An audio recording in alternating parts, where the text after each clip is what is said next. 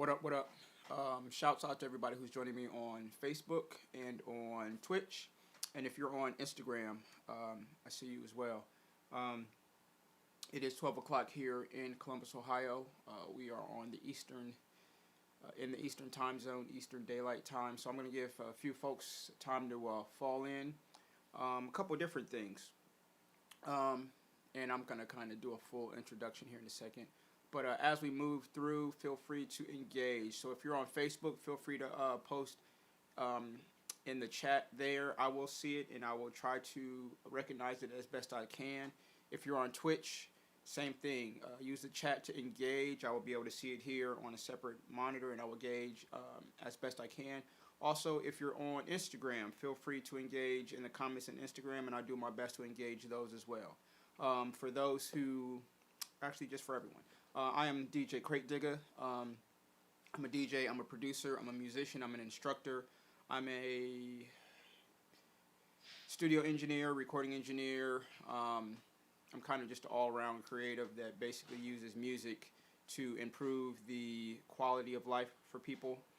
And while I don't do that solely with hip-hop, I do it very actively and intentionally through a hip-hop context or a hip-hop prism. Today's kind of thing that has kind of been milling about in my brain off and on and kind of was brought to the forefront recently, very recently, past few days, is how are artists being engaged in these times, in these difficult times, and then ideally flipping the question, how are you engaging artists? And I don't just mean like, are you checking on them? I'm going to I won't say preface, but I'll say that I'm always very particular about the words that I use because I try very hard to be as crystal clear in my communication as possible. I really try to say exactly what it is I'm feeling, thinking, trying to say, and do as much as I can to mitigate any level of miscommunication or lack of clarity in what I'm saying or what I feel. I feel that generally speaking, miscommunications happen, and sometimes they just happen because people are people. But I also think that there's a industry and a commodity or a value that is found in people misconstruing and or anything that I say is not about any one person, any one thing, any one group, unless I specifically say this is about so and so. None of my thoughts, anything I share is anything other than my opinion unless I refer to or say specifically that there's been either research that I've done. There has been various conversation I've had recently and over time with different folks. So, there are kind of combinations of other viewpoints and different things in what I share. But once again, hopefully through the engagement and the dialogue, any lack of clarity or misconceptions or anything that may not be clear in what I'm saying gets worked out. So, with all that being said, how are you using artists in these times? I think people oftentimes, especially because different levels of art, whether it be music, whether it be video, whether it be, I don't want to name all these different arts and then leave someone out, but I think when we're talking, especially in the digital age, it is very easy and almost there's an expectation that art be made readily available.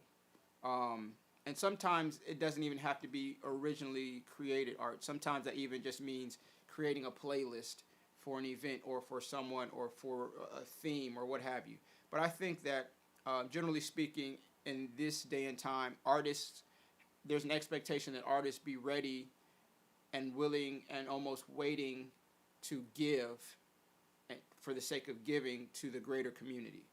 And it gets lost that first and foremost, artists are people. And I don't think any of us like to feel that we just need to be at the foot of any and everyone who wants us to give or do whatever it is they want us to give or do. I think artists are different than other folks in the sake of saying that generally speaking, artists are empaths, meaning they take energy, they take feelings, and they take things that larger groups are feeling, and they channel process that energy, that feeling, that sentiment, because it is in part the fuel that helps create the product that artists create. Um, and part of how or why I feel that is because when artists create things, generally speaking, once again, it's not just the artist speaking for themselves. The artist speaks and says things that greater groups, larger groups, the greater good recognizes as a feeling, as a sentiment, as a thought, as a concept, what have you. So a lot of times the artists, while they may be speaking from their voice, with their voice, or using their own whatever to put out art, that art isn't solely a representative of the artist. Most times it's a representative of a larger group, a larger good, a larger component. So being a conduit of that energy requires a certain level of processing of that energy, processing of the thoughts, engaging with the different components of whatever subject matter to be able to then convert that fuel into a product. And I think, especially in these times, I think that people forget that a lot of what's going on isn't just something that's exciting because, oh, they're protesting or they're rioting or, oh, there's standoffs with the police. Some folks may, I won't say find it exciting in a, to minimize it, but it is something that brings engaged energy. It may be nervous energy, it may be chaotic energy, it may be scared energy. For some folks, it is a entertainment level energy that it brings. But these things bring a heightened energy. And some folks, well, I'll just say different folks engage, entertain, process that energy in different ways. So let me just give a few examples and we'll kind of move through. And once again, I see some folks here in the Instagram chat. Thank you for tuning in. And I'm seeing a couple numbers here, whether they be on Restream or Facebook. So once again, please engage the chat and I'll do my best to respond to those. There is a difference, in my opinion. Well, let me give the example first. There have been times on in a larger context, we'll use Biggie, the rapper, Notorious B.I.G., his, the anniversary of his death every March 9th.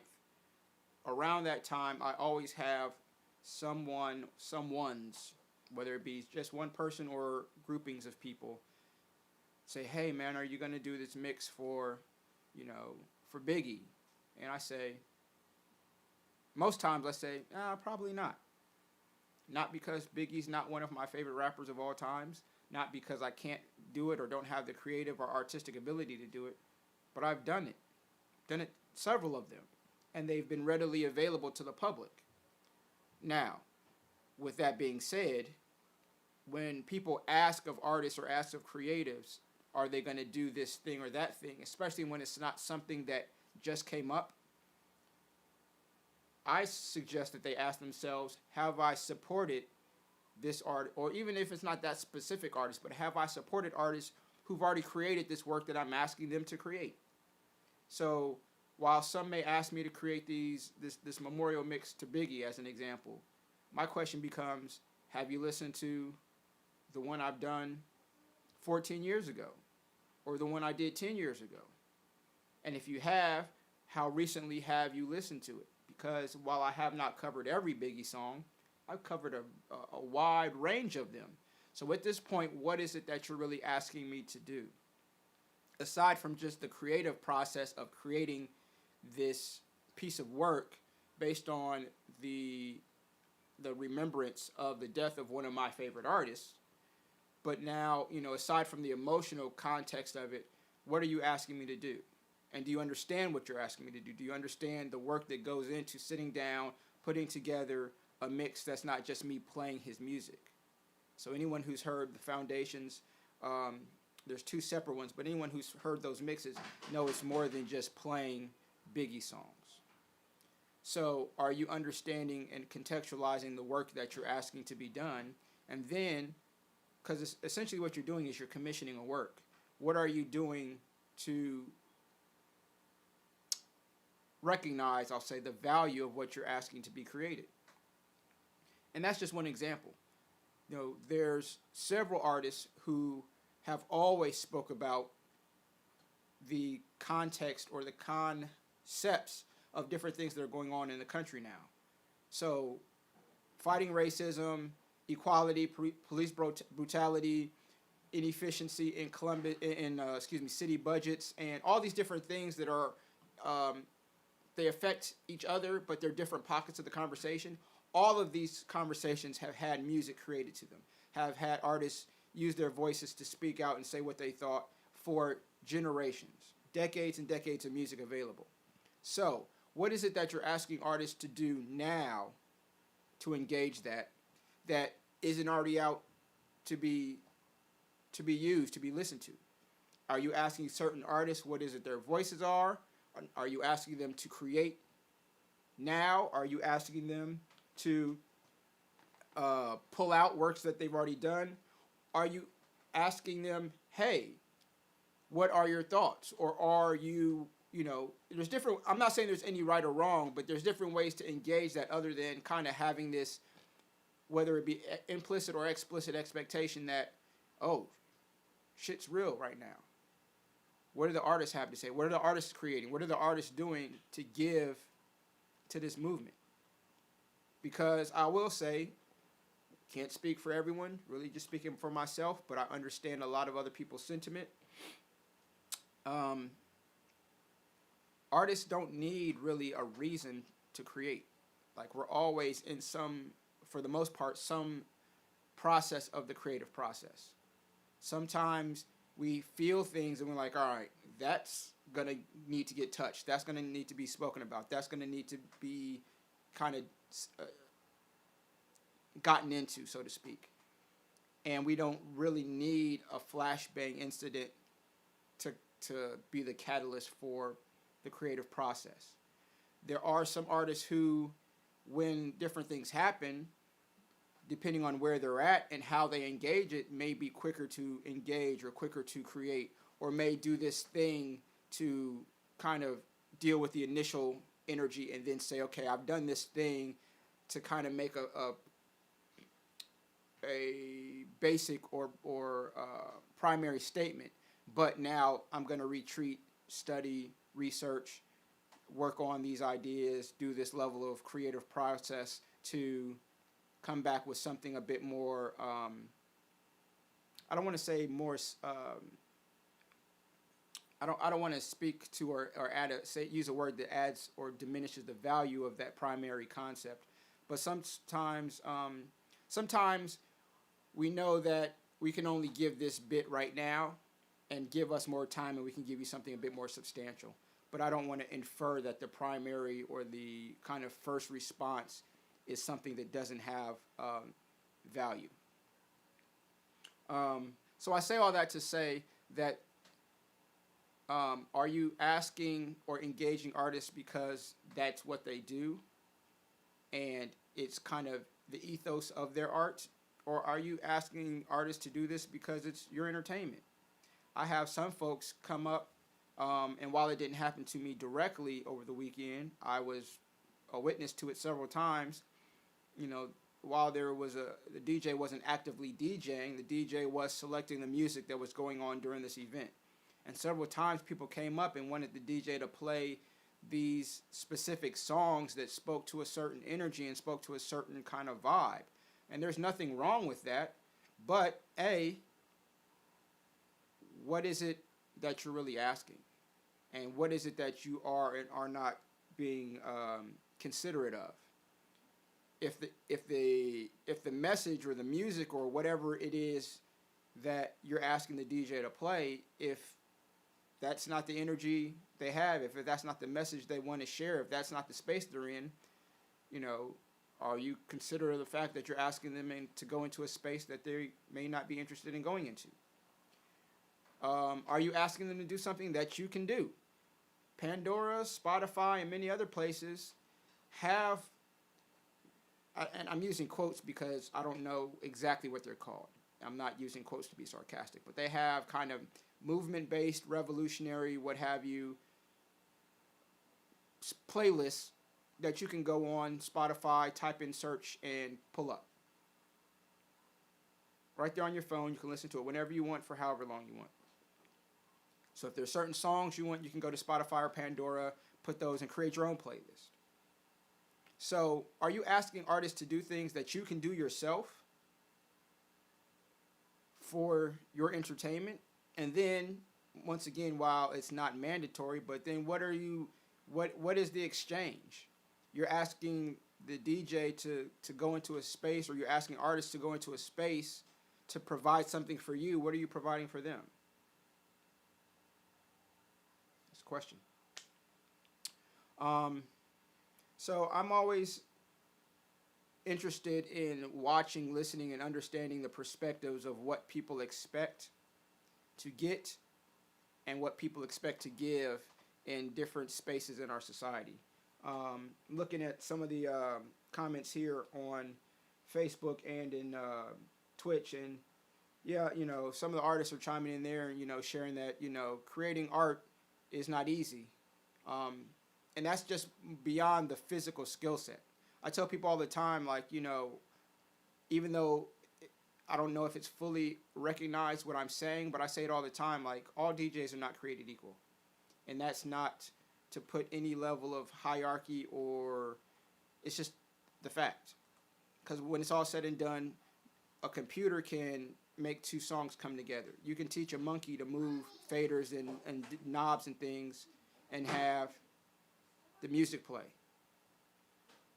You can have a computer connect dots and draw lines. You can have a robot put lines together and create an image. So the physical skill of creating things is only one, and sometimes not the most important or the largest skill set or toolbox that an artist has. Part of what pushes people to ask for art that's made by humans versus just having pictures printed, or a computer do this, or a robot do that, or this automation create this, is because of the actual interaction between humans. No matter how much of an antisocial person I can be or others can be, as human beings, our physiology is built upon a communal construct, a communal idea. Humans are made to work with, link with, do things with other humans. Whether that's to create more humans, whether that's to create space to where we feel secure and safe, whether it's to hunt, whether it's to farm, whatever it is, across all ages and all time frames of human evolution, human beings are created and work at their highest level of efficiency and productivity when they do that in communal group engagement. So, part of why artists and creatives do what they do and how they do what they do is because it's not just a creation of this product that a computer or a monkey or whatever can do. It's the creation of this product that has so many things below the surface that the human mind, the human ethos, the emotional and physical and mental processing of goes into that thing. The same way when grandma bakes a cake, for example. It's just a cake that has all these ingredients, and in theory, anyone can make that cake. But when grandma makes it, it's a whole different experience. It's a whole different thing. Even if it's box cake, sometimes grandma's Duncan Hines box cakes taste better than the church's Duncan Hines box cake because grandma made it. That human piece is very, very, very, very, very important, especially when we start to talk about art, artists, and creating in times of, I'll just say times of trauma. Not only in times of trauma, but specifically in times of trauma.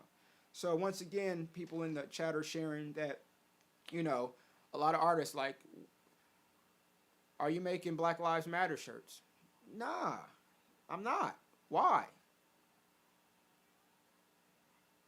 Not because Black lives don't matter, But why are you asking me to take my artistic or creative energy and put it here to do something? And I say trivial in the sense of a task or a thing that you can do yourself. Or that if it's just a matter of having a shirt that says Black Lives Matter, you can buy those. You can order those on Amazon, or you can find someone who screen prints, or you can go to the store and buy stencils, or you can buy a marker and a t-shirt. So some of these things you can do yourself.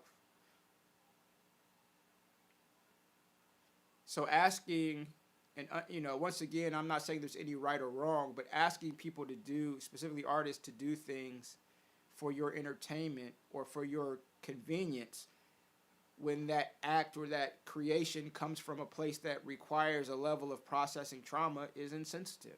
And sometimes you don't realize, or people don't realize they're doing it, but it's quite insensitive. The same way you wouldn't want someone to talk about or to continuously, write a song about that time that your dad smacked you in the face when you were a kid. Like, you wouldn't ask someone to step into a space of trauma for your entertainment. Be considerate.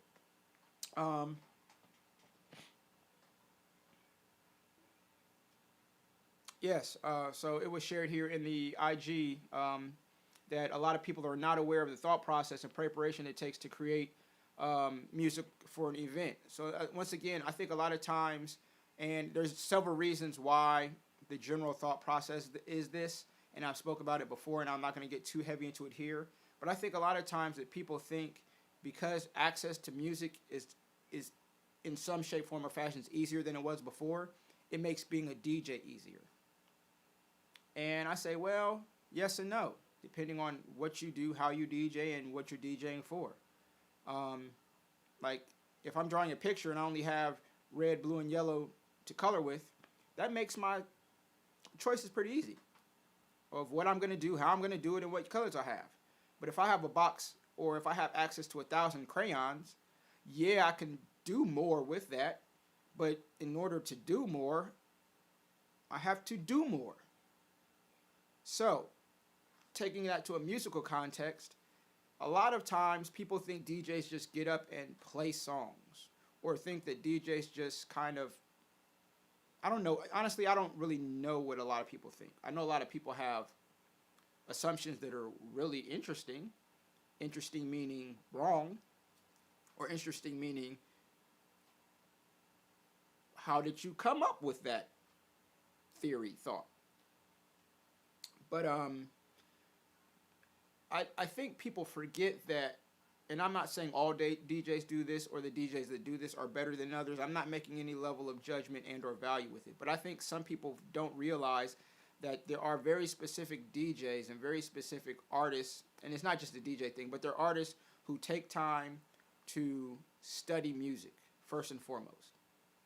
So while I get it, and it's somewhat of a cultural kind of, I won't say anomaly, but it's kind of like a cultural joke, that you don't know nothing about old school music. I hear that often, and I laugh at it, because in part, y'all think I'm younger than I really am, first and foremost. But then again, I think to myself, what makes you say that? We haven't had a conversation about music. You don't know what I know. Oh, you just think because you're older than me that you know more about music. But then when you sit down and start to have conversation with some of these folks, even folks who are 20 years my senior, fact of the matter is, I've forgotten about more music than some of them know, because I study music. Every DJ doesn't study music, but every DJ doesn't just play new songs or just play old school. There are some DJs who study music. They study the history of the music. They study the history of the people who were involved with making music, whether they are the studios, the producers, the musicians themselves. There's a lot that goes into understanding music in ways that a lot of people don't realize that DJs do. So, going back to my example, when DJs are producing, creating environments for events, for themed events specifically, and you want to hear this song, you want to hear that song, is it because it speaks to the event, it speaks to the moment, or it speaks to you and your mood. Be considerate.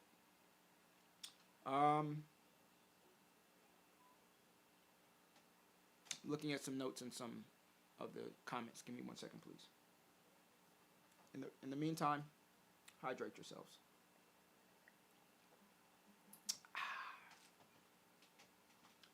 That's my daily unpaid advertisement for the beverage Red Bull that I love so much. This is the blueberry, which I didn't realize that I liked.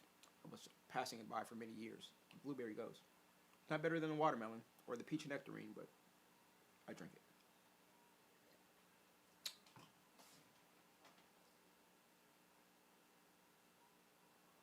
All right, so let me say this. It does and it's not, but thanks, IQ. Now, ask me again at 6 o'clock. We might have a different conversation. So let's talk about when people have requests or request artists to do things and the energy that brings to bear. I spoke about it before, kind of like, what is the need? What are you asking the artist to create for? Is it for personal consumption? Is it for group consumption? Is it a idea? Is it a like where is that? Where does that energy come from? The same way. Actually, I won't even have an example. I'll just leave it at that. Where does that energy come from? What is the need? That is, and then once again, does that need require the artist? Whether it's making Black Lives Matter T-shirts, whether it's creating a playlist, like, are you asking the artist to do something that you can do yourself, or that's already out? Once again, a lot of times we ask artists to create things that already been created. What has been your level of investment in the product and or artist before making the ask? Because what you're doing, essentially, once again, is commissioning work. Whether that's commissioning work in the concept of, hey, can you play these songs? Or can you play this song? Or can you make this picture? Or can you draw this? Or make this t-shirt? Whatever it is, you essentially are commissioning work. So, once again, I tell people to keep that in mind. Yeah, as it was said here in the IG chat, is this a need or a want? A lot of times people, and I think, thankfully, I'll say this. I believe that the pandemic and the quarantine and different things we had to go through pushed us to a place where we started to really recognize or at least reevaluate our needs versus our wants. But now that we are moving into a space that we are a bit freer to move around a bit more in different things, I won't say we're losing sight, but I'm interested in seeing how things move forward. Once again, I'll say this, and I don't mean any level of judgment with it, just an observation that, we just spent many months in different phases or levels of quarantining and social distancing and different things. Some of those things are still going on. So to see over the weekend people standing in line to go into a store, at a boutique type store at Easton, I'm not saying it's wrong. I'm not saying they shouldn't. I'm not saying that people who choose to do that are bad people. But it is interesting that we're going to... Okay. Your choice. Do it. Make it. Go for it. But that's interesting to me to see that. And I don't mean standing in line to get gas or at the grocery store or at the hardware store. And once again, I don't buy purses, so I don't have a level of value that other people have for them. But, I love backpacks. I always find myself buying a new DJ backpack that I don't really need, but I wouldn't see myself standing in line at a store or standing in line to even go into the store to look at backpacks that I may not even buy. I just can't see myself doing that unless I have a very specific need that I got to get this backpack. But once again, I don't have the need to buy any shoes from Aldo or bag from Michael Kors or whatever. So my perspective, admittedly, is going to be different than others. But I still find it interesting. But that goes to kind of wants versus needs. What do we need from the artist versus what do we want from the artist? I'm going to say this also because it's something else that I noticed or observed last week. A lot of businesses in the downtown Short North area here in Columbus, Ohio, have boarded up their first floor windows and doors because there was different spurts of vandalism. Some people have called it rioting. I don't know. It was really a riot. There was definitely violence. There was definitely illegal activity in the context of destruction of property. I'm aware enough to know that it isn't always associated with the civil unrest and the protesting that was going on. Sometimes, and it's no different than when government officials take how they take when we're at war or when we got whatever health. It ain't nothing. It's just different. They just don't do it in the streets, but they do it. So I'm not going to tie the two together because I know that they're not always directly related. But I say all that to say, moving through different parts of downtown, you see a lot of these shops, stores, businesses have put up the plywood sheets to protect the windows and doors on their first floors. And then there's been some amazing pieces of artwork that have gone onto those plywoods to either share messages, to decorate them. And I don't mean decorate in a minimizing sense, but you know, the artwork that is going into and onto these sheets is nothing short of amazing.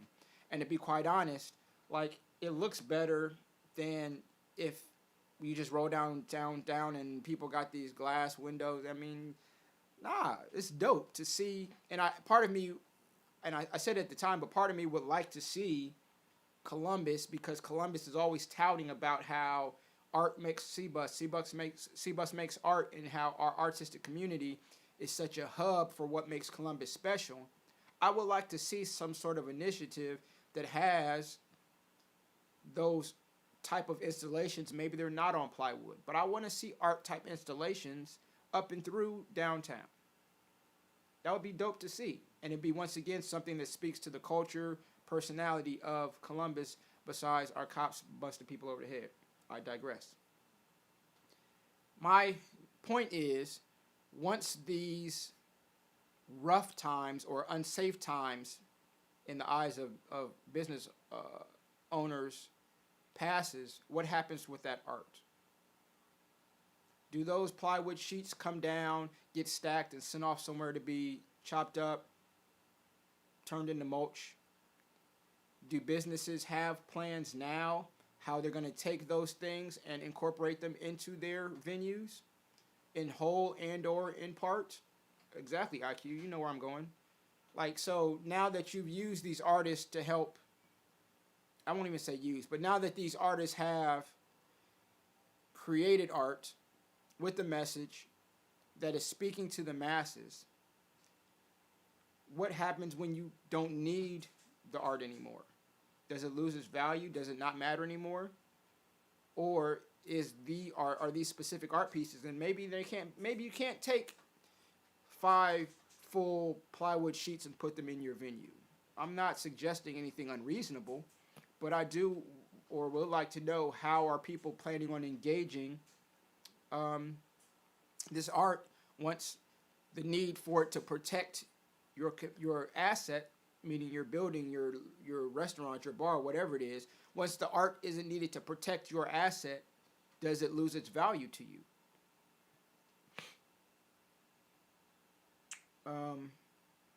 So once again, I'm not going to say there's a right or wrong, but I am going to say that I would like us to have conversations about it. I would like us to have greater awareness of it, because once again, you know, artists are people.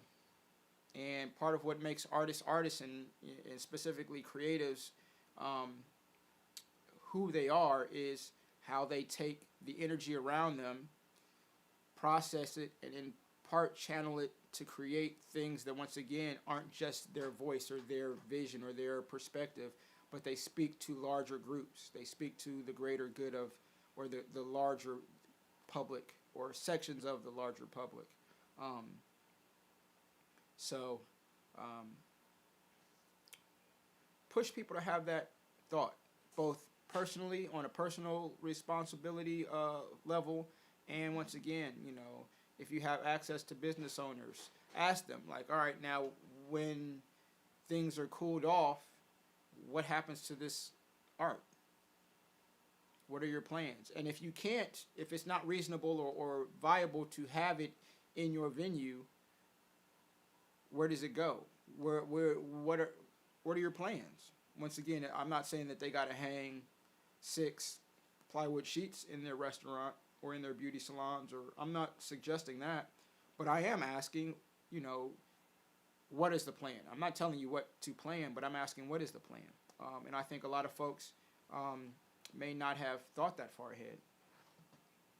Some have, and I just may not be aware, which is the likelihood for I don't. I know a little bit, but I don't know everything. So it's quite possible I just don't know what the plans are. But I would be interested in pushing people, because there's a lot of boarded up storefronts and window fronts in Short North and downtown. I want to know where they see that art going. And then I can't speak to whether artists were not paid to create that art. I can't speak to that. I'm not involved in any of that, and it's not my place to know other people's financial business. But once again, it is interesting, or it is worth considering that, once again, as I said earlier, that for several reasons, culturally speaking, right now, creation of art and production of art and production of creative content has such a high value once it's out of the hands of the artist. And I know part of that is because we live in a capitalist society, so to get something for as close to nothing as possible and then to move it into space and get as much for it or as much from it as possible, I understand that in a capitalist mindset. And part of why I do the artist advocacy work that I do is because, and it's been said before, like Antique Roadshow. If you have this lamp that I found in Grandma's basement or I found on the side of the road somewhere, just because I found it thrown out doesn't mean it doesn't have value. Like if it's an antique that's worth $8 million, it was worth $8 million when it was sitting next to the dumpster. The value wasn't recognized. But that doesn't change the value. The same way if I take $1,000 and put it in a bag and throw it in the garbage, just because the bag is in the garbage doesn't mean that's not $1,000 worth of value in that bag. So once again, artists oftentimes, because we create, and that's another thing, a lot of times people think because artists are, I won't say always in the art of creating, even though I think we're always in some stage of the creative process, we're not always creating, but because as a singer, they probably sing all the time or sing often. Or as a DJ, I'm always thinking about and talking about and engaging different musical concepts. Or if some writers are always writing, even if it's not full context or full content, they're always inside of their creative thing. The same way some basketball players always dribbling a ball. Football players always got a football. So if it's your thing, usually to some context, you're always in that thing. Specifically to creatives, I think because we're always in that thing in some shape, form, or fashion, people assume that we can just spit that thing out because it's part of who we are, and not realizing there's still a process to it. There's still a continuum that happens to get to this point. Even if that continuum is, speaking for myself, 23 years of being a DJ allows me to do this thing that you may see in this hour's DJ live stream. Some of those skill sets or some of those skills are skills that it took hours and hours. I'm well past the 10,000 hour Malcolm Gladwell concept of mastery. Like I want to sit down and actually kind of estimate how many hours I put in, but I'm well past my 10,000 hours. So what I do in this 1 hour isn't based on this 1 hour. It's based on 10,000 plus hours, 23 plus years of DJing, of making mistakes, of learning this, of learning it and mastering it. Learning it, mastering it, and then finding ways to make this skill set my own. So when I do it, it's done the way Crate does it. When IQ does it, it's done the way IQ does it. When Rich does it, it's done the way Rich does it. When Jama, Prime, Jazzy Jeff, DJ Scratch, down the line, when they all do this thing, while it's the same thing, it's not the same thing because we each do it the way we do it, because it's, in the end, it's art. It comes from us and it's of us. And that's the thing you can't teach your computer. You can't teach Spotify and Pandora. You can't teach a jukebox to do those things.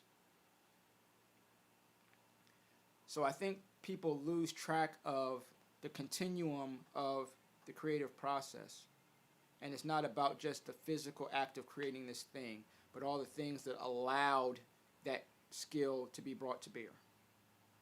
I want to check these comments. Hydrate yourselves.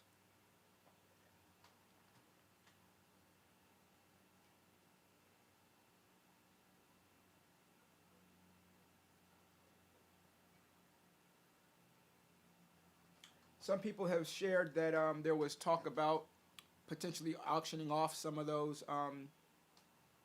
art pieces that are being used throughout Short North and downtown to cover businesses. And once again, it would be interesting to say, if that's the case, where does that money go? So once again, maybe we need to, as artists, and even if you're not or don't consider yourself an artist, but if you have respect, appreciation for proximity to artists, to start asking those questions in different spaces, to have the conversation, because ideally we want to have the conversation started before it's time to make a decision, instead of people making a decision and then we want to start a conversation to change the decision that's been made. Some other things, I'm seeing y'all here in the Facebook and Twitch comments. Most of the comments over there is talking about me and my Red Bull. Don't mind those kids. They don't know any better. Here in IG, some of the comments that are being shared. Yeah, IQ, we can link up and talk about that. Just, you know how to find me. We'll talk about that soon. So once again, some of what, and actually I'm going to share this comment from Jama. He says, that's actually a great question, because for this moment in time not to be a trend, we need things such as the art to be a constant reminder. So I'm not going to put words in his mouth, but what I'm understanding him to say is that, there's no secret that the conversation around racism is not a new one. I'm over 40 years old. We're having a conversation before I was born. We were having a conversation before the early 50s when my parents were born. Having a conversation in et cetera, et cetera. So this is not a new conversation. This is not some level of revelation that humankind has come to say, oh, we weren't aware, or I'm glad it's been brought to our mind. Like, not, I've seen this movie. I've been in different chapters of this movie. I've read this book. So, like, this is nothing new. It's different this time in some ways, but it's not new.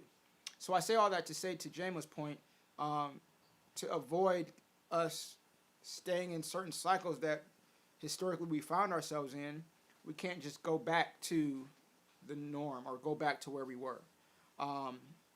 So once again, how we engage the art, to a bigger picture, how we engage the art helps kind of determine not necessarily the movement in the context of these different social, economic, racial movements, but the movement of mankind. Once again, from a historical standpoint, the art and arts help dictate that. So if the artists are kind of like, oh yeah, it's nothing, we just can't wait till the next time where we have something crazy happen, so we kind of get engaged, that will speak to the general movement of humanity. Versus if the artists say, hey, in this space and time, we had this experience as human beings or what have you, and we're speaking to that experience through this work. Hopefully, and through our advocacy, this work stays up as a reminder of where we were, where we don't want to go back to, and ideally, again, what it is we're working towards. So when we start to hide the art, it is one of many processes that happens when people want to hide the history, keeping the art out, and not just keeping it valuable or making people remember the value, but once again, when you subliminally connect these lines or these dots, when you don't hide the art, it infers that the art has value. When you infer that the art has value, then you're also inferring that whatever message is in the art has value too. That's not a new concept. That's part of why some of these bullshit-ass Confederacy monuments are still up. Because they tell you what they want to tell you, but what they're really saying is the thought, the politic, the actions of these people, no matter that they lost the war, we still find value. We still believe in these concepts. So we're going to keep his face, her face, their name on buildings, on statues, naming cities and schools, etc. after them, because we still believe in what they stood for. And we're not going to hide their image. We're not going to hide their name. We're going to create monuments and awareness and visibility to them because we find value in them. The art is no different. When we keep the art out, we're saying that it has value. We're saying that the message and the ideas that the art holds up, we value those ideas. So, once again, I would like to see, I'm interested in what the decisions are for those works of art that have been created to protect businesses. So we are about 10 minutes out from the hour. I know Instagram is going to shut down right at 1 o'clock. I didn't really have a specific plan or goal to go a full hour. I wanted to leave it open to have people engage and share comments like they have, whether it be on Facebook, on Twitch, and on IG. So I thank you all for tuning in, whether you tuned in and shared comments or just tuned in to listen, or if you tuned in and had to step away for whatever reason. I do appreciate all of your time and engagement on whatever level that you bring that. Checking the comments here.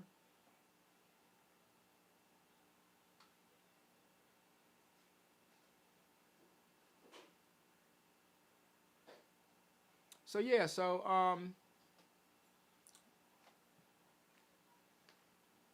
I think that's pretty much it. But the overall, so once again, to kind of recap, the overall point of why I wanted to have this live stream is because over the past few weeks as an artist, I've been fluctuating between having energy to want to make a statement artistically and then having all of the energy sucked out of me because I've been physically exhausted, or realizing that I'm exhausted, but it's not a physical exhaustion, it's a mental or emotional exhaustion. So some days I'm like, all right, I need to do something, but I can't get my mind to lock in and focus on getting tasks accomplished because my mind is exhausted. Or when I sit down and start to go through songs, I'm like, I just don't have the energy to engage this because I'm not just playing songs. I'm speaking a message. There's a lot more emotion underneath just the songs, and I don't have the energy to engage it. So there's been that for me personally, that 2-week cycle of going through dealing with the physical, mental, emotional aspect of it just for me. And that's before I even start to talk about how it affects my kids or how it affects people I work with or how it affects, I want to say how it affects, but how it's pushed me to have to be like, you know what? I know you and I are only engaging because we're both DJs, but I can't engage with you. Not because you don't agree with me, but because your perspective is one that's so skewed that like I'm not sure what conversation we can have.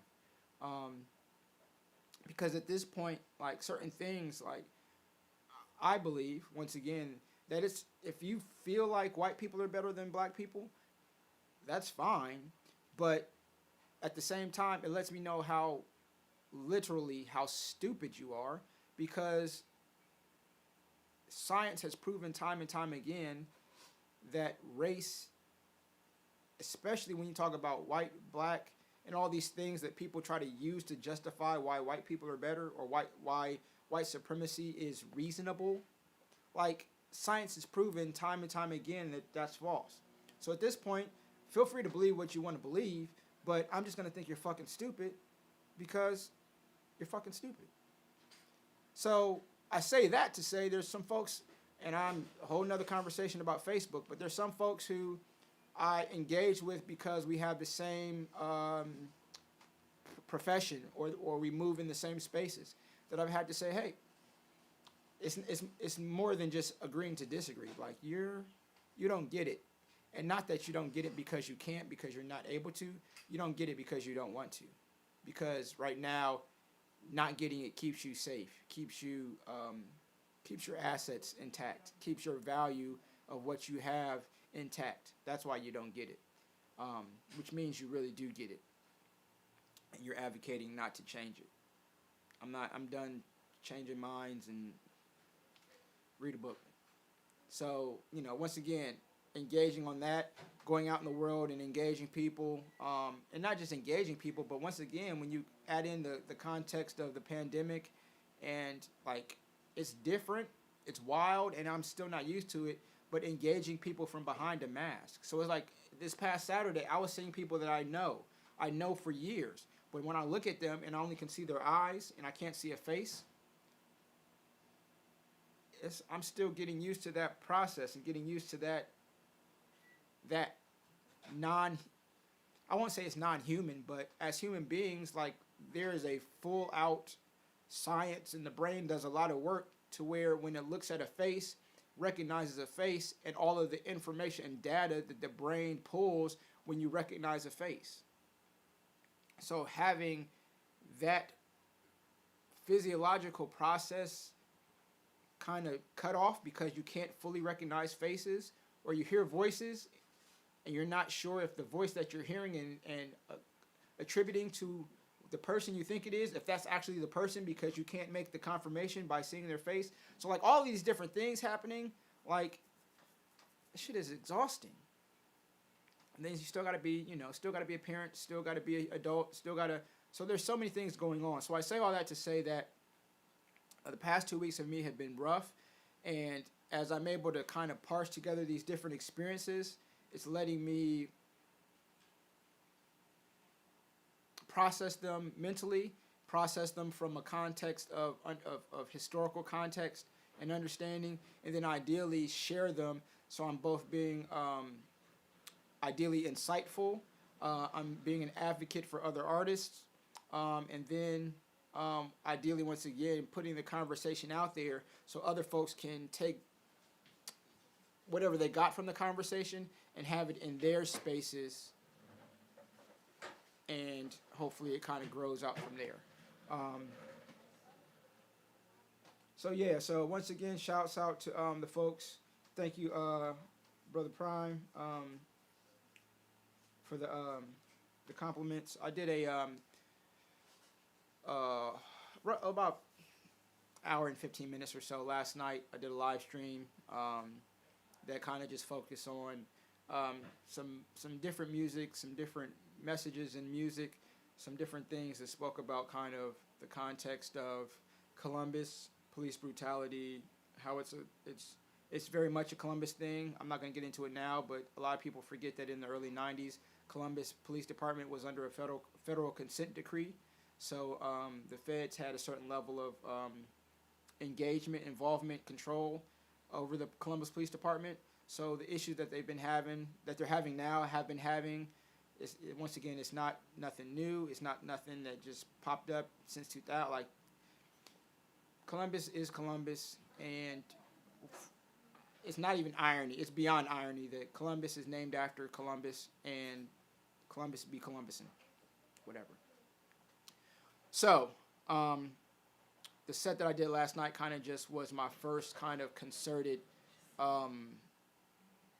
conversation, or kind of creative, artistic message to speak to a lot of different things I was feeling. I did a set, maybe, it wasn't even a week ago, that I took down for several reasons, but that was more, the one I did previously was kind of just, it wasn't focused, it wasn't a true message. It was kind of me just needing to physically exercise that that thing, that artistic, creative energy. But I did it in the public space of a live stream to hopefully, kind of, as I mentioned earlier, kind of be that primary statement, and not necessarily do it for the people, but to give people the opportunity to hear and feel and engage that, because I needed to make that primary statement, and then I needed to come back, step inside myself, and kind of fully process and give my more substantial or substantive statement that I did last night, among some other things that I'm going to be working on this week and beyond. But once again, you can catch that on twitch.tv/DJ Crate Digger. It may still be up on facebook.com/DJ Crate Digger. And then I don't know if, I'll double check. It might be on the website. I don't know if it's on the website right now. But I will make it available both in video and download form at some point. But with all that being said, hopefully, once again, the whole point of this kind of engagement was to advocate for artists, to speak up for artists who I've heard, in different spaces kind of say that they're tired, in different contexts of the word tired, of people kind of coming to them with these implicit or explicit requests of creation, just because all these things are going on, without having a full understanding or appreciation of what goes into that, or a full consideration of what goes into that process. And then once again, to have people who have also had that same experience know that you're not alone in that experience, and that your reticence potentially, or the pushback that you feel, that's not you tripping. That's realistic. It's normal. And then once again, to hopefully inspire other folks to understand that artists are people, and they're, we still have to process as people before we can kind of be the artist or the persona that you know as an artist. So be considerate of that, as well as allowing us as artists to move through our creative process, which is very different from artist to artist, to ideally do this thing. And some of us may never make a statement on this now, but that statement may show up 2 years from now when this work comes out. So it's not always a one-to-one. It's not always a quick turnover that a lot of folks see or feel artists are due the public. A lot of people have been throwing around the Nina Simone quote about, her saying, I don't remember the specific quote, but saying that it is the responsibility of the artist to reflect the times. And I absolutely agree with that. But aside from not having been able to go back and find the exact question that was asked and everything that she said in full context to answer that question, but I don't think she meant that to reflect the times means to be a mirror of the times, in the context of, this happens, I have to respond. I don't think that's what she meant. I think that she meant that what is going on, what we're experiencing as human beings, needs to be reflected in the art that we create. So if shit is fucked up and they beating us over the heads and tear gas and hitting with bikes and hiding badge numbers and all that, we need to speak about that. But it may not be a 24-hour turnaround. With that being said, I got 10 seconds left on IG. I'm DJ Crate Digger. Catch me 24/7, 365 on cratedigger.com. I thank you for tuning in. I also thank you for tuning in on Twitch and on Facebook at cratedigger.com. Excuse me, at cratedigger or cratedigger.com. Peace.